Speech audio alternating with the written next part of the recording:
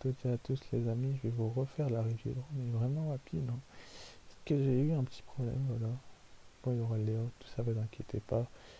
Et l'intro de la chaîne, hmm, qui va prendre 20 secondes, je pense, même pas. Et ensuite, après, pour démarrer le show, du coup, pour démarrer, on a eu Apollo Crews contre MVP dans un excellent match pour ouvrir ce show. Donc, la toss powerbomb d'Apollo Crews a eu raison de MVP. Ce que j'ai pensé de ce match, c'est qu'il était assez bon et qu'il aurait pu être meilleur même si, si notre ami MVP avait été meilleur que qu'Apollo Crews. Il a essayé de tricher, je vous le cache pas, qu'il a essayé de tricher et que Apollo Crews a utilisé les techniques de face et c'est Apollo Crews qui a eu le dernier mot. Et c'est tant mieux parce qu'on n'en pouvait plus, on sait maintenant qui est le vrai champion des États-Unis. C'est Apollo Crews. Et voilà quoi. Après, la qualité du match n'était pas hyper top de chez top. Et on espère tous que ça va pas, que ça va pas, que ça va pas niquer SummerSlam parce qu'ils ont une revanche à SummerSlam. Ensuite après on a eu une interview de Sacha Banks et Bayley mais je passe. Ensuite après on a eu Ruby Riott et Liv Morgan qui se sont retrouvés et qui étaient dans le Kevin Owens Show pour reformer le Riot Squad pour finalement une séquence assez bonne. Et le Riot Squad a donc battu les Iconics dans un très bon match de catch qui aurait pu être bien meilleur que ça. Qui aurait pu, comment je peux dire ça, qui aurait pu être aussi bien que le premier. Enfin, franchement, il a été bon, certes, mais le premier était meilleur, théoriquement parlant, et sur la durée de la vidéo, bien sûr, ça allait très vite, je vous le dis tout de suite. Parce que pas que ça à faire de faire des vidéos, des reviews, tout ça. Ça ira de plus en plus vite. Et c'est ce qui est marrant, c'est que Liv Morgan a gagné le match. On aurait pu penser que Ruby Riott gagnerait le match via un roll-up et que et que comment je peux vous dire ça et que les Iconics seraient décrédibilisées, mais par un roll-up elles sont pas du tout décrédibilisées, au contraire elles sont bien mises en avant et beaucoup de gens pensent que le fait qu'elles soient mises en avant à ce point là sont le fait qu'elles dominent la division par équipe. Il va falloir que Sasha Banks et Bayley se méfient d'elles désormais parce que franchement cette équipe là pourrait très très bien aller récupérer les titres par équipe féminin très très rapidement. Si vous voyez ce que je veux dire, je sais pas au bout de combien de temps elles vont récupérer les titres, ni comment, mais ensuite après il faudra voir dans les prochaines semaines ce que ça va donner. Ensuite après on a eu Drew McIntyre et Randy Orton, une promo. Je n'ai pas grand chose à dire sur cette promo, je le dis clairement. Je n'ai pas grand chose à dire sur cette promo parce que ils ont été aussi moyen l'un que l'autre au niveau de cette promo. Donc, bien qu'à au niveau de cette promo, donc, euh, donc, ce face à face la leçon a été apprise, ça n'arrivera plus jamais. Franchement, on a assez eu de vision à l'affaire de la défectation dans une diva. C'est vrai qu'on en a assez eu et je suis assez d'accord avec vous. C'est vrai que la façon dont il raconte les choses est pas bonne du tout. Et que ce soit hier, aujourd'hui ou pour toujours, ça va durer et lui donne rendez-vous à SummerSlam quand tu défaire le portrait. Et ça, tu vas le voir arriver. C'est vrai que Drew McIntyre peut défaire le portrait de Randy Orton, mais j'ai des doutes sur la qualité de ce match, sérieusement. Et quand j'ai des doutes, je me trompe très rarement, les amis. Et je peux me tromper deux, trois fois, mais je me trompe très rarement.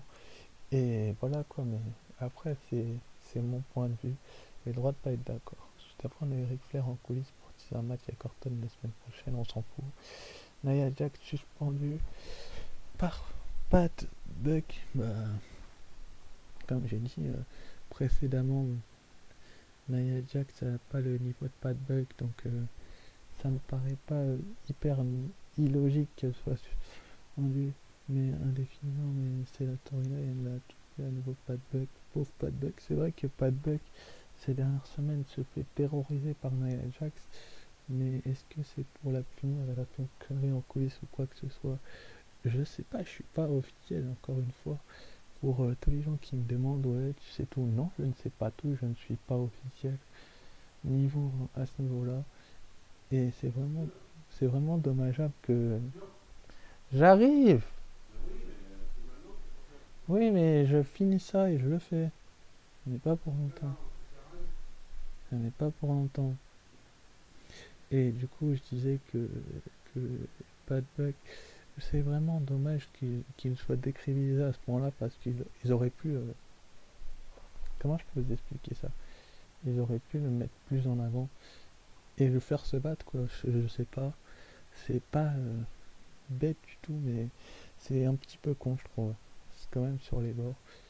Et c'est dommage et ça n'a pas d'intérêt global que de le mettre autant en avant et de le faire, se faire avoir de la sorte, quoi. Ensuite, après, on a eu le 24/7 Championship, donc Akira Tozawa qui est devenu champion contre trouve les Benjamin, on s'en fout, ultra pas intéressant. C'est vraiment inintéressant et c'est le moment du show le plus inintéressant qu'il y a à voir. Donc, oui, j'arrive. Donc, donc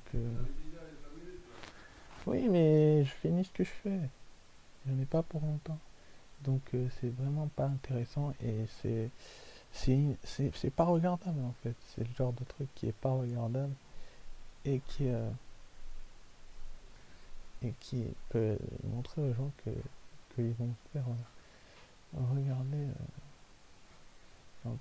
dans quelques années peut-être. Je sais pas.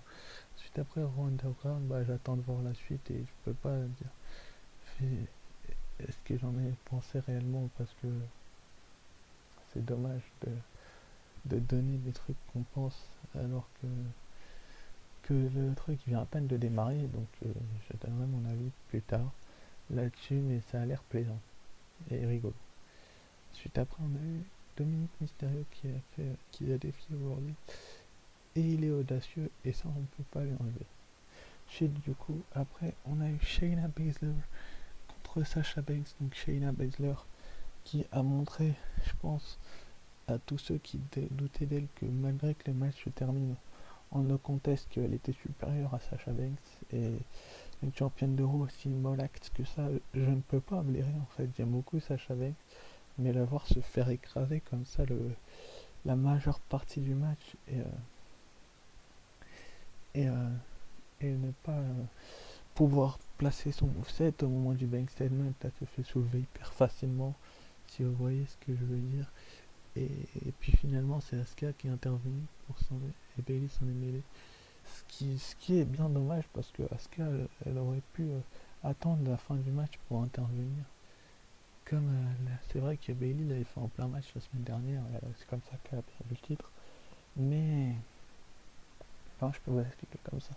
Ça comme ça, c'est vrai que c'est compliqué à gérer comme situation, que ce soit pour Asuka ou pour Sasha Banks ou pour Bayley même.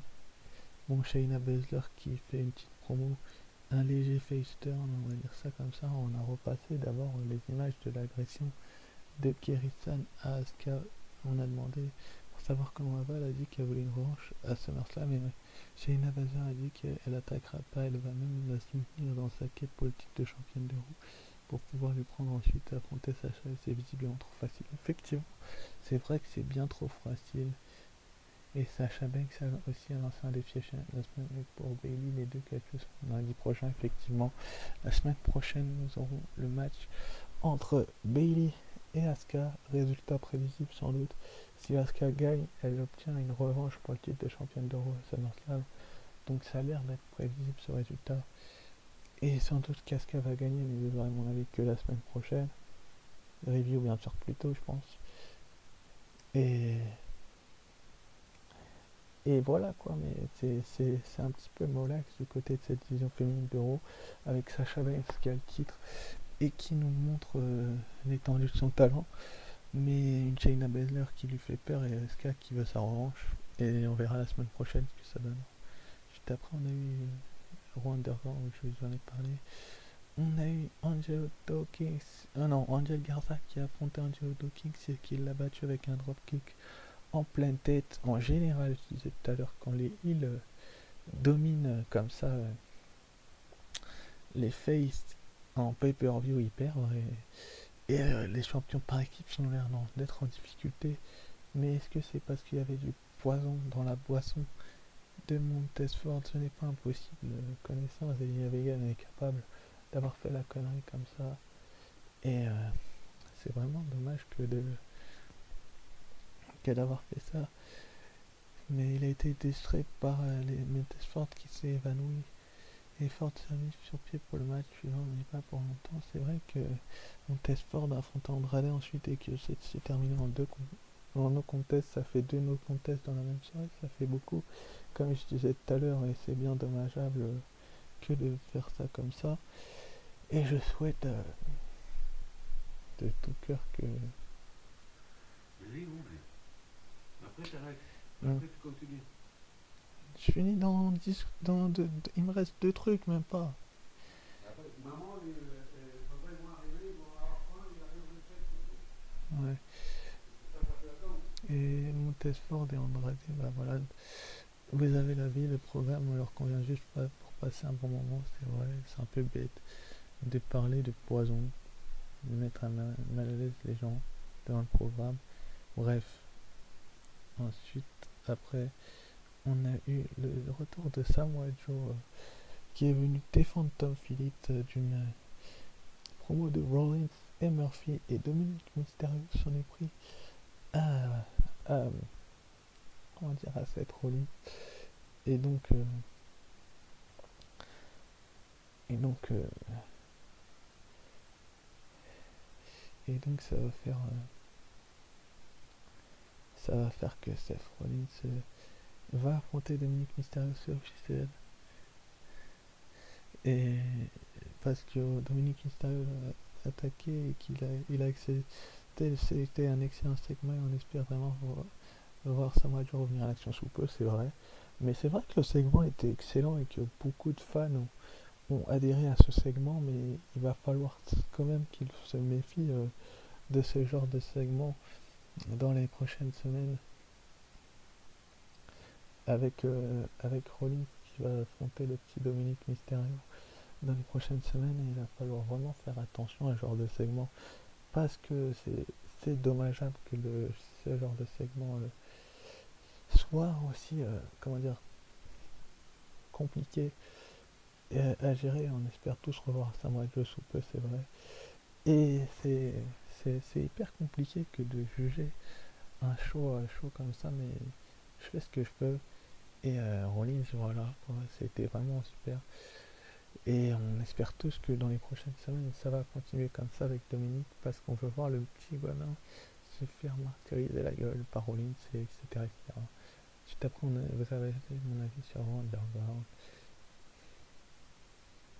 C'est un épisode difficile à regarder en entier sans se décomposer devant son écran. Les séquences de McIntyre, Orton, Rollins, Dominique et la présence de Samoa Joe étaient excellentes. Le reste était assez moyen et plombe pas mal l'ambiance. Ça s'annonçait sur papier bien plus fond.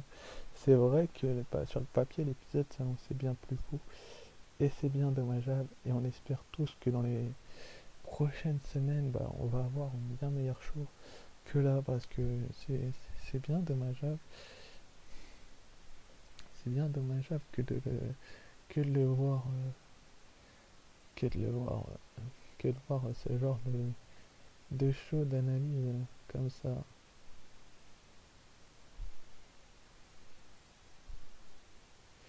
D'analyse comme ça, flou. à chaud, pardon, à fou, et à chaud. Et, euh, et du coup, bah, c'est bien dommageable. Je vais regarder les autres vidéos par contre pour voir au niveau du temps. Je suis à combien de temps à peu près de vidéos en général. Mais je crois que je suis dans les temps des vidéos en vrai et ça me fait plaisir d'être dans les temps. SmackDown a fait un peu pareil de temps et pourtant et le de la semaine dernière a fait 10 minutes de plus mais ce n'est pas grave. Bon, j'ai fait vite comme on dit et le de la semaine d'avant avait fait 22 minutes mais bon j'ai fait rapide et je vous dis à très vite. Ciao, bye bye.